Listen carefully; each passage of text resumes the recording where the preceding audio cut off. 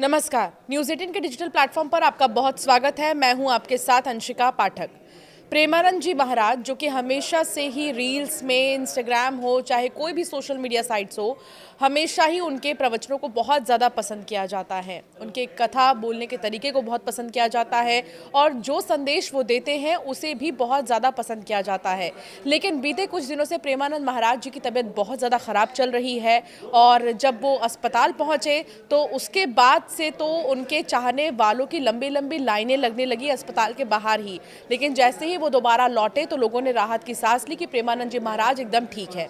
अब सवाल यह है कि आज प्रेमानंद जी महाराज की तबीयत कैसी है और महाराज जी से अब कौन मिलने आ रहे हैं। लगातार उनके साथ मुलाकात का सिलसिला जारी है, कई लोग उनसे मिलने के लिए पहुंच रहे हैं।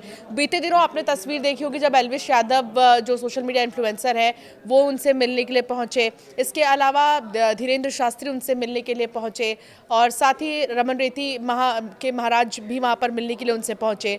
तो महाराज जी ने ऑन कैमरा अब अपनी हालत के बारे में खुद बताया है। जी हाँ, अगर एक सवाल आपके मन में है कि अब महाराज जी की हालत कैसी है, तो अब ऑन कैमरा प्रेमानंद जी महाराज खुद सामने आए हैं और उन्होंने अपनी हालत के बारे में बताया है। वृंदावन के प्रसिद्ध आध्यात्मिक गुरु संत प्रेमानंद जी महाराज, श्री हित प्रेमानंद गोविंद शरण जी महाराज के स्वास्थ्य को लेकर हाल ही के दिनों में सोशल मीडिया पर कई अफवाहें और चिंताएं फैली, लेकिन आश्रम और विश्वसनीय स्रोतों से मिली जानकारी के मुताबिक उनकी स्थिति स्थिर है और धीरे धीरे अब सुधार उनके स्वास्थ्य में हो रहा है। प्रेमानंद जी महाराज को कई वर्षों से जो है किडनी डिसीज़ है, एक जेनेटिक बीमारी जिसे कहा जाता है, जिसमें कि किडनी धीरे धीरे काम करना बंद कर देती है।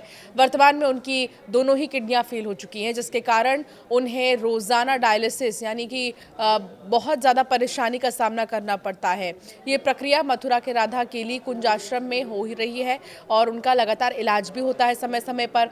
15 अक्टूबर 2025 तक की रिपोर्ट्स के अनुसार वो सचेत और स्थिर है, लेकिन गंभीर स्थिति बनी हुई है। उनकी आंतरिक शक्ति और सकारात्मक सोच, जिसमें कि वो अपनी किडनियों को राधा और कृष्ण नाम देते हैं, उन्हें प्रेरित कर रखा है। डॉक्टरों के अनुसार पर्याप्त आराम से वो जल्द पूरी तरह से ठीक भी हो जाएंगे। वो अपनी नियमित भक्ति और सत्संग जारी रख रहे हैं, लेकिन 4 अक्टूबर से सुबह की पदयात्रा को अस्थायी रूप से स्थगित कर दिया उन्होंने, ताकि पूर्ण आराम मिल सके। दर्शन अभी उपलब्ध नहीं होंगे, लेकिन आश्रम में जो भक्त है वो पहुंच रहे हैं और लगातार उनसे मिलने का सिलसिला भी कुछ भक्तों का जारी है। फिलहाल अपील भी ये की जा रही है कि अभी बहुत जल्दी भक्त वहाँ पर ना जाए, क्योंकि अभी पूरी तरीके से वो स्वस्थ नहीं हुए हैं। पूरे देश में उनके स्वास्थ्य लाभ के लिए प्रार्थनाओं का सिलसिला चल रहा है। समाजवादी छात्र सभा ने लखनऊ में होर्डिंग लगाकर प्रार्थना की है। बाबरी मस्जिद के पूर्व पक्षकार इकबाल अंसारी और पत्नी ने दुआ मांगी है, जो महाराज जी के धर्म जोड़ने वाले संदेश को दर्शाता है। अजमेर शरीफ दरगाह में मुस्लिम भक्तों ने विशेष प्रार्थना की है।